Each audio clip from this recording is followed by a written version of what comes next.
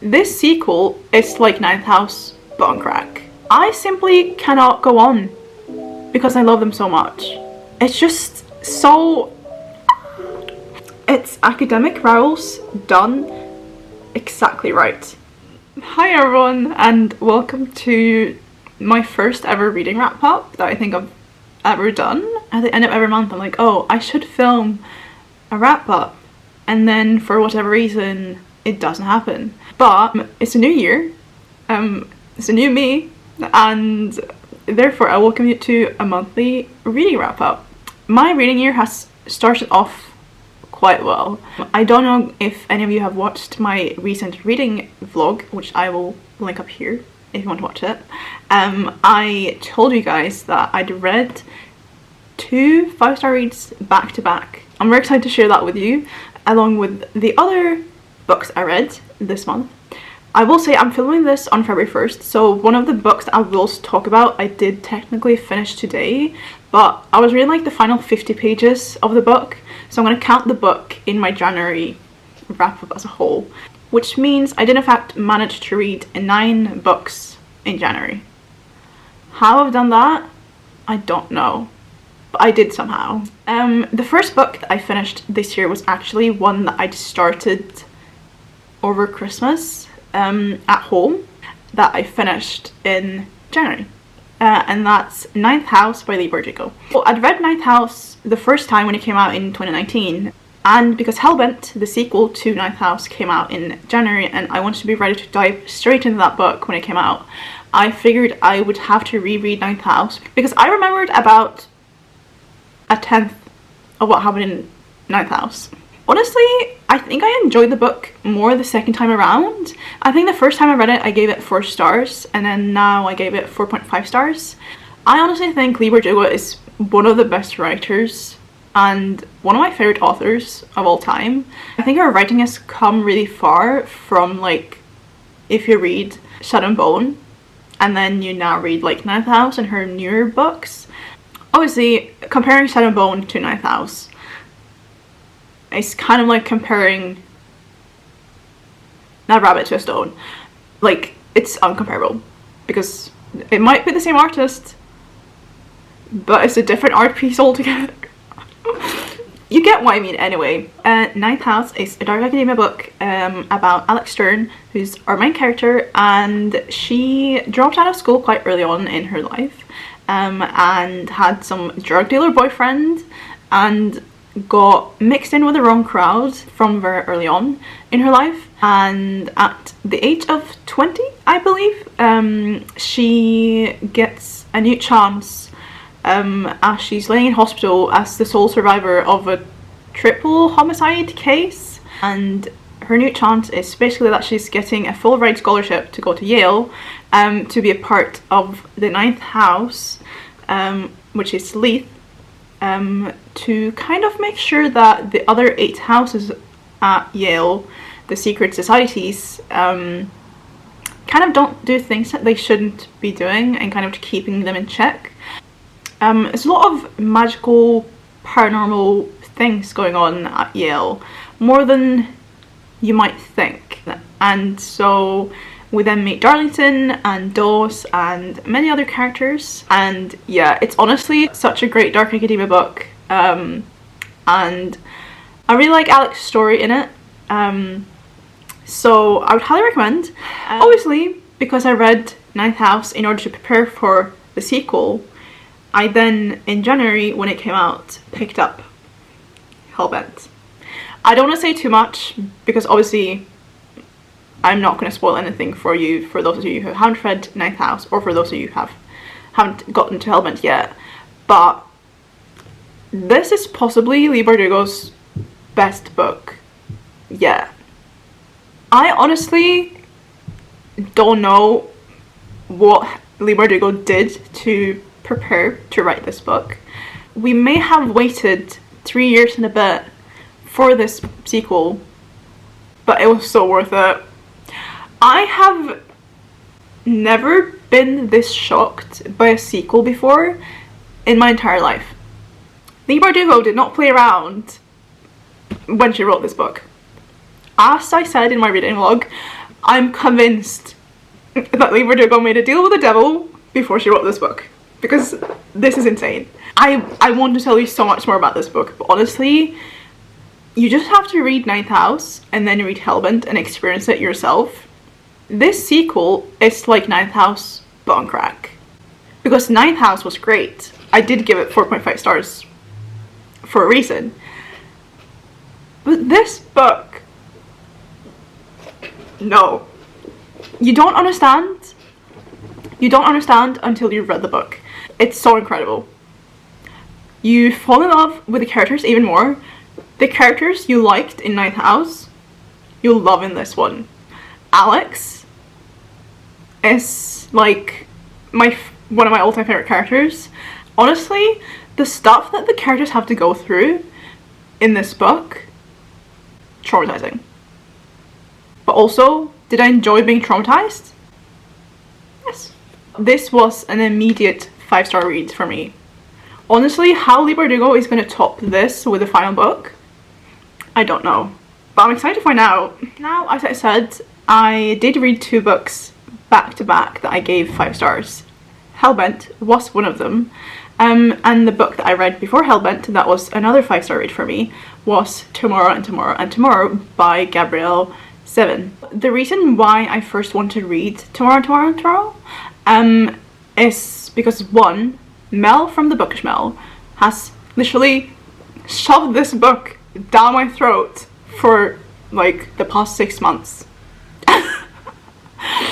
Also, my dad did read the book and said it was incredible. For whatever reason, if you've lived under a rock or just don't follow along with like the current news cycle around books, Tomorrow Times 3 is very popular. Won a lot of prizes last year, actually. I'll read you guys the synopsis of the book, so you can like see what it's about. On a bitter cold day in the December of his junior year at Harvard, Sam Masur exits a subway car and sees, amid the hordes of people waiting on the platform, Sadie Green. He calls her name. For a moment she pretends she hasn't heard him, but then she turns, and a game begins. A legendary collaboration that will launch them to stardom. These friends, intimate since childhood, borrow money, beg favors, and before even graduating college, they have created their first blockbuster, Ichigo. Overnight, the world is theirs. Not even 25 years old, Sam and Sadie are brilliant, successful, and rich. But these qualities won't protect them from their own creative ambitions, or the betrayals of their hearts. Spanning 30 years, from Cambridge, Massachusetts, to Venice Beach, California, and lands in between and far beyond. Gabrielle 7's Tomorrow and Tomorrow and Tomorrow is a dazzling and intricate imagined novel that examines the multifarious nature of identity, disability, failure, the redemptive possibilities in play, and above all, our need to connect, to be loved, and to love. Yes, it is a love story, but it's not one you've read before. Now, this book, at its heart, is about friendship, it's about love, it's about game development, and like everything in between. You will fall in love with Sam and Sadie from the moment you meet them, and then later on you will hate them, you'll want to wring their neck, you'll want to stab them in the heart because they've stabbed you in the heart so hard you will want to cry. Now, as someone who isn't necessarily that into gaming, I did grow up like playing my Nintendo DS.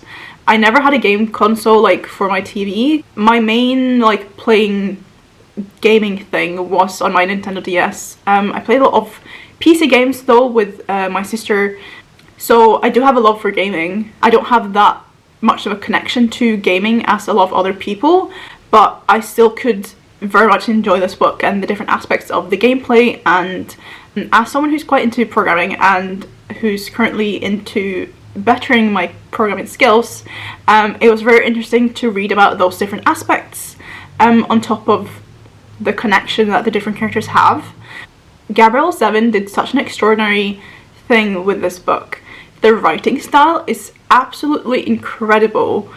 The way that she switches between current timeline and also past timelines feels like you're not switching between the current time and 10 years ago. It's so fluent between the different timelines and so well done.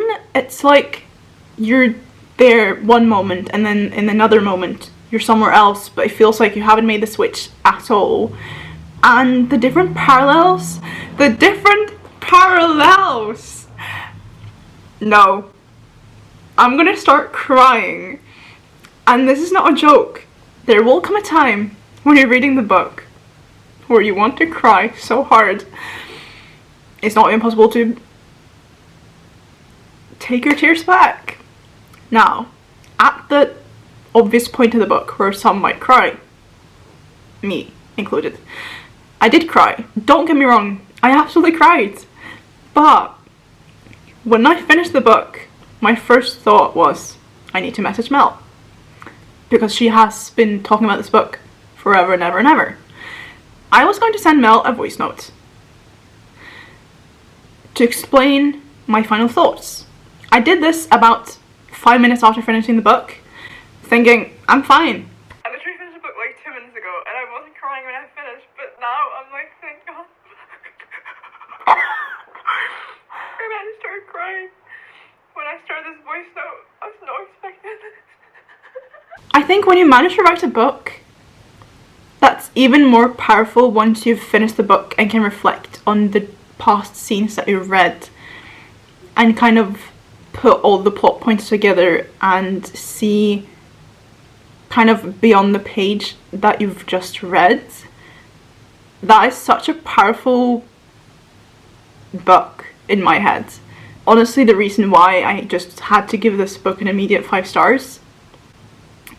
I wish I could tell you the exact scenes, but I think when you read the finale of the book, the way that the author wrapped it up and how you can take that scene parallel with a previous scene that you got quite early on in the book, it's so clever. And also the sad scene that you get, that parallel with something that had happened previously in the book between two of the characters, and I will say a very important Shakespeare play. And then when you also get to understand the reason for why the book is called Tomorrow and Tomorrow and Tomorrow, I think you'll understand that the author has been very clever about every single thing they decided to put into the book and the way that they did it. One of the things I love the most about the book was Sam and Sadie's relationship. They never explore any romantic possible relationship between each other. I think one of the quotes from the book is when Sam speaks to Marx, one of their other friends, about Sadie, and Marx asks Sam if there's ever been any romantic connection between them, and Sam says it's not romantic, it's not romance, it's something much better, it's friendship. And I think that quote sums up Sadie and Sam so well. Something can be so much better if it's just friendship. Although, don't get me wrong, I love a good love story. When you get a platonic relationship between two characters that's so strong and you love the characters so much and you can tell how much they love each other, it's so well portrayed. It's one of the best friendships I've ever seen written in the book, I think.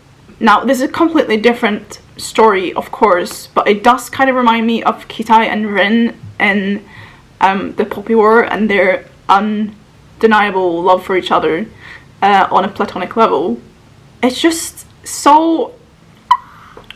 I think even beyond knowing that there is just friendship between them, it's so evident that they know each other so well. I'm gonna pull the quote actually, that is one of my favorites, and it's from Sam's point of view, she being Sadie in this quote. She had said that Sam didn't know her, but he knew her well enough to know what her face looked like when she was in love. She was pretty all the time, but she was beautiful in love. And this one. He loved Sadie. It was one of only a handful of things that he knew to be a constant about himself. Honestly, thank you, Mel, for pressuring me into reading this book as soon as I could, because I have no regrets. That book was incredible. I might still cry about it until the end of my days, but it will be worth it. I'm unsure if any book this year will be able to top the feeling I had when I finished Tomorrow. Please, please, please read the book. I love it with my whole heart. I'll also link Mel's reading log down below where she read Tomorrow because it's really good. I would highly recommend watching it. Now, before I actually read Hellbent and Tomorrow, I actually finished a book that I started before Christmas, which is Daisy Hates, which is the second book in the Magnolia Parks universe. If you watched one of my, I think it was the second Glasgow Diaries video, I'll link up here again, I started that book and I talked about that book, and I will say I have a love-hate relationship with the Magnolia Parks universe. This is not to say that they're necessarily bad books in any way. In the first book, I had a problem with the two main characters. They're annoying to me, and I could see the connection between the two characters, but I could not for the life of me understand the whole trope. But other than the annoyance I had towards the two main characters, I still quite enjoyed the story. That being said, I enjoyed Daisy Hates a lot more than Magnolia Parks. Something I didn't enjoy about Daisy Hates though, which I went on for ages about in my vlog, was the footnotes. Had it not been for the footnotes, I think I would have enjoyed the book a lot more. I think the footnotes just took away too much of the flow of the story in general. Other than the footnotes, it was quite an enjoyable story. And I love Daisy Hates so much more than I do Magnolia. Magnolia will grow on me probably in the next couple of books. Fine. I really like Daisy. She's put in a position where she can't really decide what's happening in her life, but she's trying her best to navigate her life and her story in everything that's going on. And then her main love interest, Christian, I love him. What can I say? I love a semi-non-problematic person. My thoughts are still a bit scrambled about the Magnolia Parks universe. Will I continue with the series? Yes. Overall, I think I'd give Daisy Hates a 3.5 star rating. It's not a bad book, as I said, but I definitely could have done without the footnotes, and I think that would have honestly made the book better.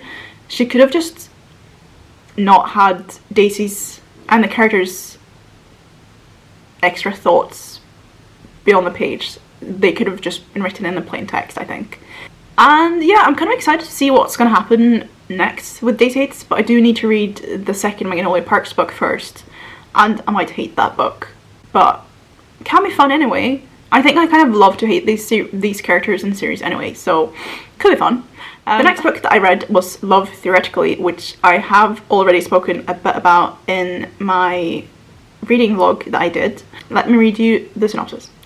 The many lives of theoretical physicist Elsie Hanaway have finally caught up with her. By day, she's an adjunct professor, toiling away at grading labs and teaching thermodynamics in the hopes of landing tenure. By other day, Elsie makes up for her non-existent paycheck by offering her services as a fake girlfriend, tapping into her expertly honed people-pleasing skills to embody whichever version of herself the client needs. Honestly, it's a pretty sweet gig until her carefully constructed Elsieverse comes crashing down, because Jack Smith, the annoyingly attractive and broody older brother of her favorite client, turns out to be the cold-hearted experimental physicist who ruined her mentor's career and undermined the reputation of theorists everywhere. And that same Jack, who now sits on the hiring committee at MIT, right between Elsie and her dream job. Elsie is prepared for an all-out war of scholarly sabotage, but those long penetrating looks, not having to be anything other than her true self when she's with him, will falling into an experimentalist's orbit finally tempt her to put her most guarded theories on love into practice. I think Love Theoretically was overall a pretty good STEM romance.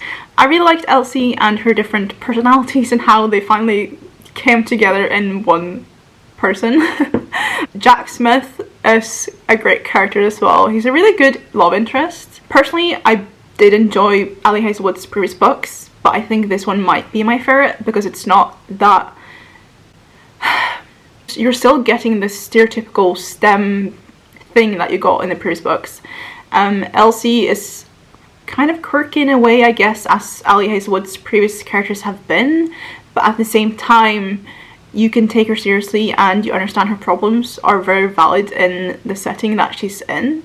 I think her character is a lot better than the previous characters that Ali Hazelwood have written. She's a lot more interesting, and I think there's more to her than the other two main characters that Ali Hazelwood has written before. Also, they're talking about a lot of important topics, among other things, obviously being a woman in STEM and the problems that obviously comes with it being a mainly male-dominated field. I gave Love Theoretically a 4-star rating. The book is coming out in June, so I will say look forward to it if you're an Ali Hazelwood fan. If not, that's completely okay. Another book that I quickly want to mention is In the Weeds, that I read by B.K. Borson. It's the second book in the Love Light series, the first one being Love Light Farms. I really enjoyed the first book. The second book was not that great for me personally. I'd rate it 3 stars.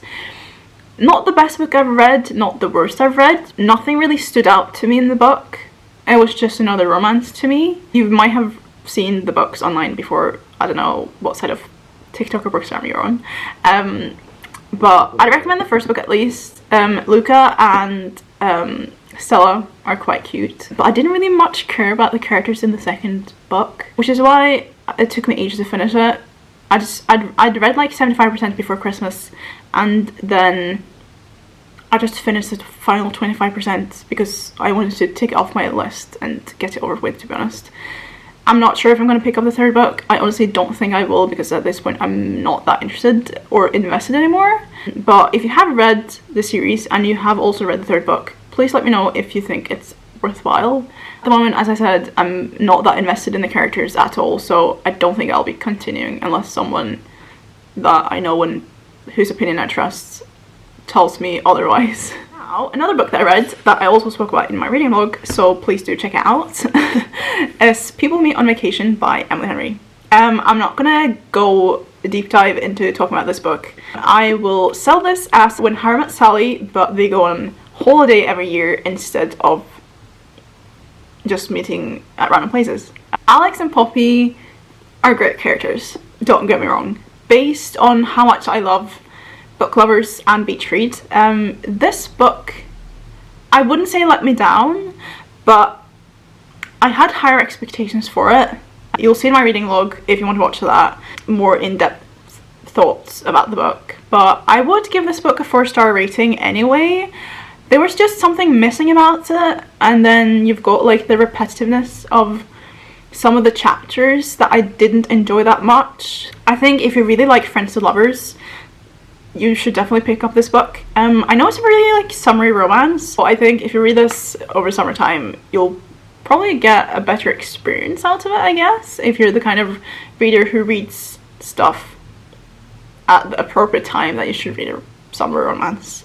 My 8th book of January that I read was Final Offer by Lauren Asher. It's the 3rd and final book in the Dreamland Billionaires series. Well, trilogy, I suppose. If you're not familiar with the trilogy, if you haven't seen it on TikTok or Bookstagram or BookTube, wherever, it's essentially about the Kane brothers. All 3 brothers have to fulfill different tasks, I guess, that their grandfather told them to do in his will in order for them to get their inheritance and their percentages in the Kane/Dreamland company. So the first book is about Rowan, the second book is about Declan, and then the final book, which is the one that I just finished, is about Callahan. Without spoiling too much, the final offer is basically about Callahan Kane, who's the middle brother. You do see a bit of him in the first 2 books, but not too much. So he's quite a mysterious character. He is, as I think the book says a high functional alcoholic, so he has to deal with that on top of everything else. And basically his grandfather makes him go back to Lake Wisteria, which is where he spent a lot of his childhood. His ex-girlfriend of 6 years stays there still in his grandfather's lake house, which he's been told by his grandfather's will to sell by the end of the summer, but before he can sell it he has to stay in Lake Wisteria for the summer for 3 months, I think, or so. It was definitely the toughest book to read, in the sense that reading about Callahan and his problems with alcohol and like him using alcohol to like relax and deal with his anxiety was quite difficult to read, but also him learning to love himself before being able to love anyone else was very touching in a way. Definitely difficult to read, but overall I did really enjoy the book. I think I'd give it like a 3.5 star rating. It's not a bad book per se, but I do still think there were some things missing. But at the end of the day, when you get to the end of the book, it is quite a good conclusion, I'd say, to the trilogy. I do still think the second book, Terms and Condition, is by far my favourite. The first book was okay, and the third book was also quite okay. So I'd say if you're into those kind of like romance books, then definitely give it a try if you want.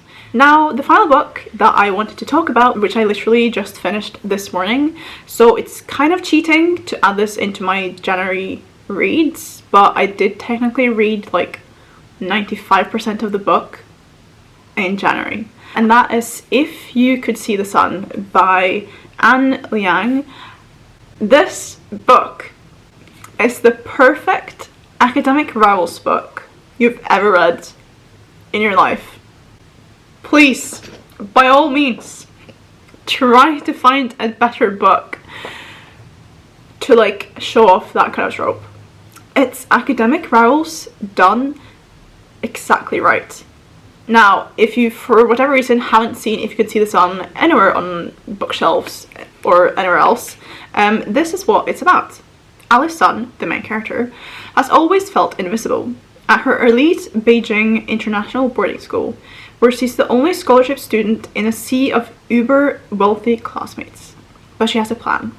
Be top of the class, attend a prestigious university, secure a killer job, and finally lift her family out of poverty. Then her parents drop a bomb. They can no longer afford her tuition, even with a scholarship. But that's the least of Alice's problems, because she has started uncontrollably turning invisible. As in complete, physically invisible. Alice realizes there's an upside to her strange new power, unparalleled access to the secrets of China's most rich and influential teens. Soon Alice has a new plan. Offer her invisibility services to find out what her classmates wants to know, for a price. But between balancing schoolwork, a growing relationship with academic rival turned business partner Henry, and stealing secrets, things start to fall through the cracks. As the tasks escalate from petty scandals to actual crimes, Alice must decide if helping her family is worth losing her conscience or even her life. I honestly thought, for whatever reason, that I was done with the YA genre. I've always been a fan of YA books, but I think recently, as I'm getting older, it's getting more difficult for me to be able to relate to characters that are like 17, although I still fully get the pressure of being 17 and like growing up and stuff. But I do think this book has done its job. I think on top of it being a really good academic rivals book, the author also touches a lot actually on the discourse around class and privilege in the setting that Alice is in. She is from a poor family, her parents don't have a lot of money.